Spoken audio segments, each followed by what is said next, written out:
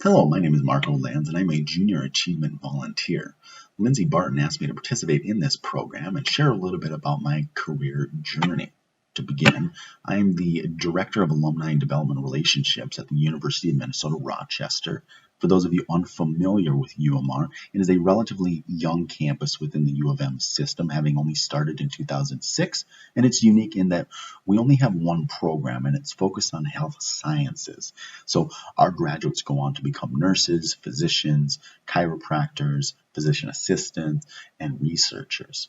What attracted me to this particular role is the fact that I'm actually the first person to do this job. So I am tasked with building these two different departments. So I get to set the parameters, I get to determine the program that we have, I get to establish the type of culture and relationship that we have with our alumni as well as with our benefactors.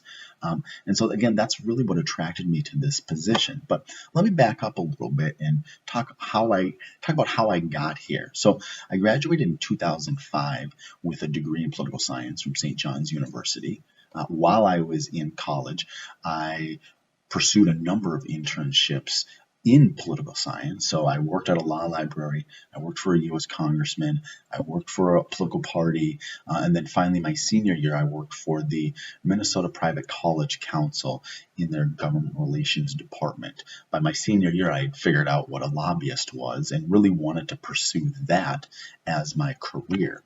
However, I took a wild left turn and ended up accepting a job at Target as a business analyst in their merchandise presentation department, building online visual representations of what shelves would look like in stores.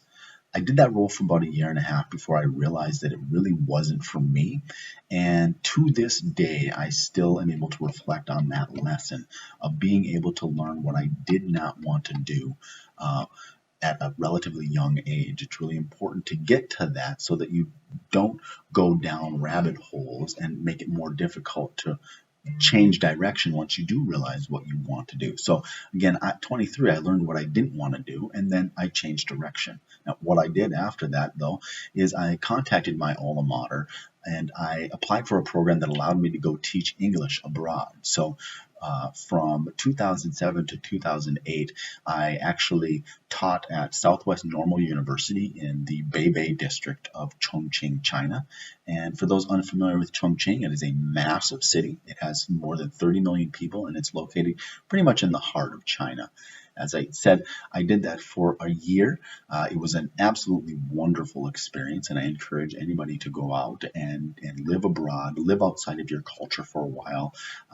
You learn a ton about yourself, and you really learn about how to adapt to change. My time abroad has been able to help me with every job I've had since. So I did that role for a year and then came back and ended up working on the 2008 presidential campaign. As we all know, though, at the end of 2008 was the beginning of the Great Recession. So I ended up taking a survey of the land and realized that I didn't want to stick around and fight for jobs with everyone else. And so I ended up returning back to China. This time, though, I ended up living in Chengdu, which is the capital of Sichuan province. Not as large as Chongqing. Chengdu is at 14 million people, but still a substantially large city compared to the size that we have here in the United States. I lived there for 5 years, ended up meeting and marrying my wife over there. While I was there, I taught English, first at a for-profit training school called English First, and then at an upstart school called the International Institute of Education, and then finally at Sichuan University. As my time began to wind down, though, in China and realized that I wanted to move back and pursue something different than being an English teacher, I took several months to think about what I wanted to do, and I really kind of reverted back to where I wanted to go when I was a college senior and getting involved in public policy and government relations. And so as I began to think about my life post-China, I really wanted to pursue becoming the director of government relations for a Minnesota-based company. At the time, I didn't know what company or what industry, only that was the role and title that I wanted to get to. So when we ended up moving back to Minnesota, I had to live in my parents' basements for several months as I began to do my professional networking. So while I was applying for jobs, I was also networking as much as possible, essentially cold calling and cold emailing anybody who I thought might have an interesting job or a role that I might find unique or an experience that I would be able to at least glean some information from. So for about a period of 7 months, I sat down with between 70 and 80 people for coffee and just kind of picked their brains about what they did or who they knew or advice that they might be able to have for somebody who wanted to get involved in government relations. Eventually, I ended up working at the Minnesota House of Representatives as a committee page. Still the best job I've ever had. For those unaware of what a committee page is, it's essentially a gopher assigned to a particular committee. So you work with the staffers to help set up the committee, make sure that all the documents and materials are ready, make sure that the recording system is there. You work a lot with lobbyists and citizen advocates and legislators and staff members, and you serve the institution, so you're not on one political side or another, so you're able to build relationships with an array of different people.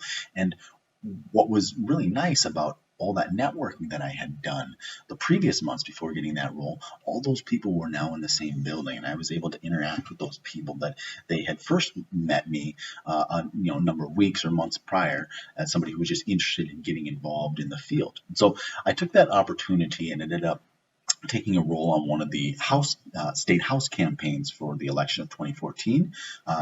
Worked really hard and ended up succeeding in my 2 state house races.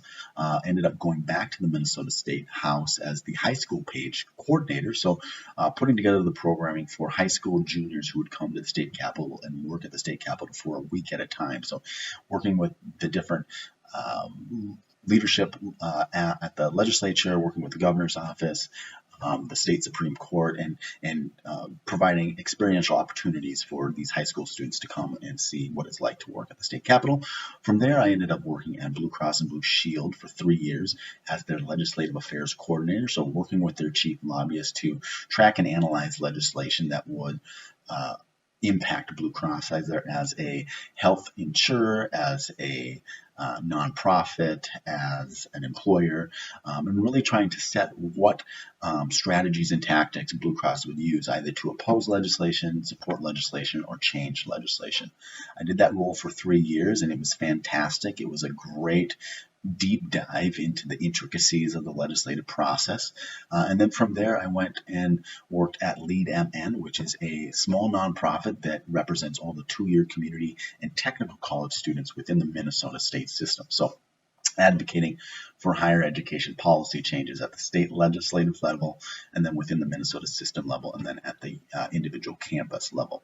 At the same time, I also decided to pursue a graduate degree at the Humphrey School of Public Affairs. I'm almost complete with that graduate degree. It is a Master of Public Affairs.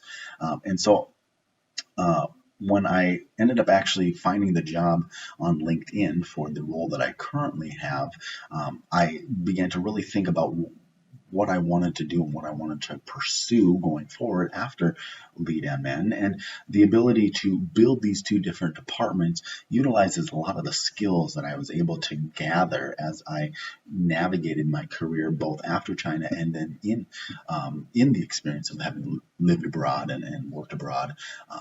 I use those skills every single day. To this day, my ability to build networks, the ability to wade through change, complex change, serves me quite well. So that's just a little bit about what I have done with my career. Some of the top kind of pieces of advice I have is figure out what you don't want to do. Figure out that quickly before you essentially waste time. Be open to different opportunities that you might not necessarily be comfortable with on the onset. Living abroad is uncomfortable. It pushes your boundaries, it pushes your comfort zones, but there are invaluable skills there. So I encourage anybody to pursue opportunities where you live outside of your culture. And then, once you're a little bit more focused on what you want to do with your career, and that does take time. There's no set timeline there. Really try to focus and hone in on what you want. It's a really good marker as you pursue one career opportunity to the next to really stick close to the intended goal that you had. Once you kind of figure out what that is, and just remember you're in charge of where your career takes you. Don't be somebody who sits on the sidelines and say, I don't have the right experience. Make sure that you're applying for any role that you find interesting. Make sure that you're talking with anybody that you think has an interesting role and learning from them and picking their brains. So I hope this helped, and have a great day.